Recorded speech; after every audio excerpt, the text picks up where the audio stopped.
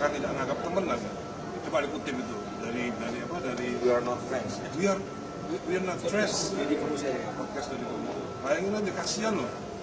Hari biasa nonton dari Corbusier itu sampai matanya mengalir ke kaca-kaca, nggak dianggap teman. Intinya kita on the right track untuk menuju kepada optimalisasi tata kelola pertunjukan musik. Mas, dengan kemunculan adanya polemik kan muncul dengan visi tuh penyanyi-penyanyi mungkin tanggapan Mas Dari seperti apa? Apakah ini jadi tandingan dari hasil? Enggak. Ada sebagian yang menganggap begitu, ada sebagian yang enggak. Jadi begini, banyak juga anggota-anggota visi yang sudah saya telepon pribadi-pribadi. Saya lihat dari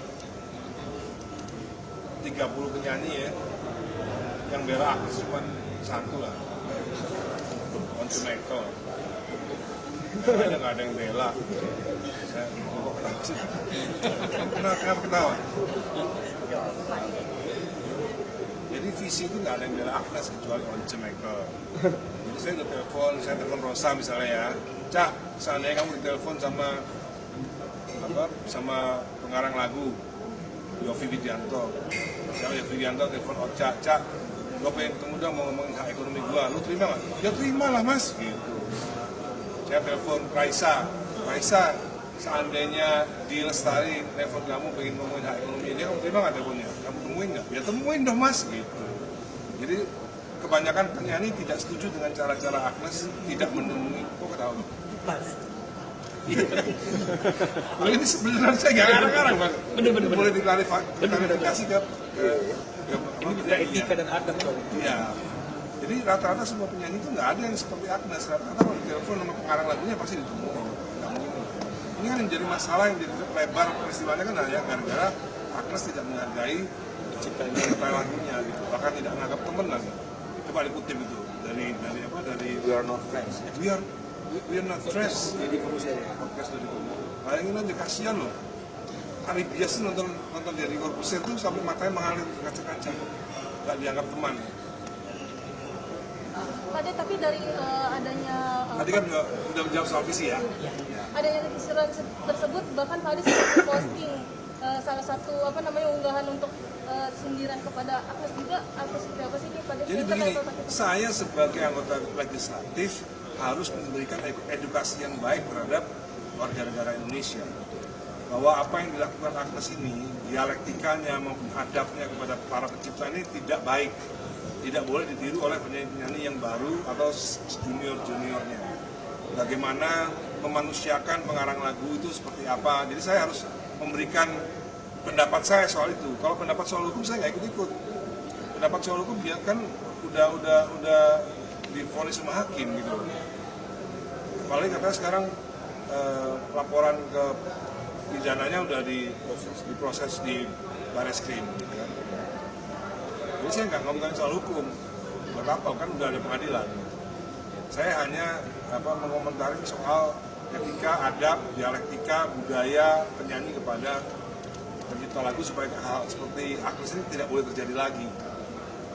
Tapi melihat setelah adanya podcast Agnes dengan Deddy Corbuzier juga belum ada itikat baik sampai sekarang ke Mas Ari sendiri. Nggak apa-apa, itu kan pilihan hidupnya kan.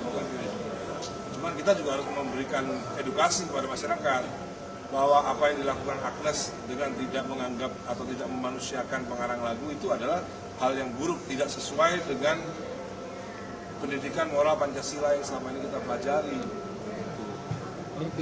Kalau dari Bang Milano gimana nih Bang Milano? Apalagi kan sekarang kan Agnes sendiri kan kabarnya dipanggil juga ke Bareskrim untuk dalam kasus pidana. Gimana nih Bang? Iya, memang kan artinya kita kan sebelum mengajukan gugatan kan yang pertama kali kita lakukan adalah kan laporan kepolisian. Ya. Jadi memang sudah seharusnya dan sepantasnya penyidik menindaklanjuti proses hukumnya, dan karena Agnes sudah dari Indonesia, ya jangan hanya bertemu dengan fans dan podcast, ya datang juga lah ke Bareskrim untuk memenuhi kewajibannya sebagai warga negara Indonesia yang baik, memberikan keterangan sesuai dengan laporan yang dilaporkan oleh Ari Dias. Jadi kita lihat aja hasilnya, karena penyidik berjanji kepada kami kan minggu ini kan berakhirnya di hari ini, hari Jumat kan begitu, karena besok kan bukan hari kerja. Jadi dari teman-teman media sudah menginformasikan lagi menunggu di Bareskrim, ya kita lihat saja hasilnya, apakah dia taat untuk memenuhi panggilan pihak kepolisian memberikan keterangan hari ini atau mungkin menundanya. Nah, jadi semoga hukum itu tidak tidak membeda-bedakan, tidak mendiskriminasi kan gitu. Mau siapapun dia, nama besar sekalipun, kalau memang sudah melanggar aturan ya wajib untuk bertanggung jawab dan diperiksa oleh pihak penyidik. Tapi ini mungkin pemanggilan yang pertama kali atau sebelumnya sudah pernah dipanggil sih Bang? Sebelumnya sudah pernah dipanggil ya, tapi karena alasan yang bersangkutan tidak ada di Indonesia, mungkin panggilan tidak sampai. Tapi sekarang kan ini artinya dia sudah ada di Indonesia dan sesuai dengan informasi yang didapat oleh penyidik ya, minggu ini ya kita berharap hari ini dia datang dan dia memenuhi kewajibannya untuk memberikan keterangan sebagai terlapor. Terkait tadi Kalau regulasi berjalan lancar, kira-kira lebih besar mana 2% dari tiket tapi dibayar di akhir atau 10% dibayar di awal untuk penciptaan?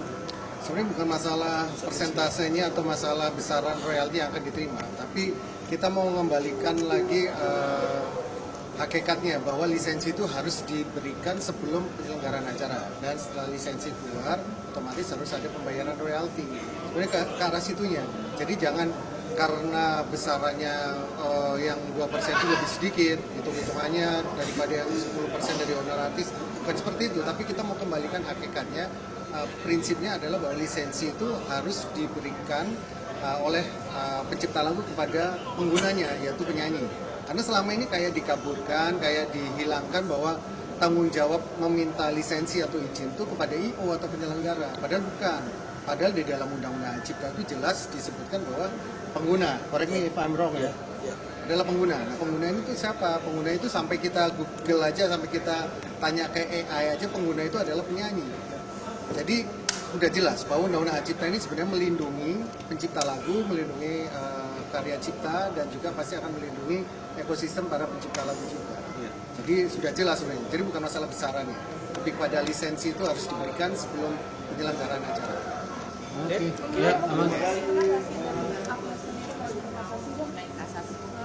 Sudah kasasi.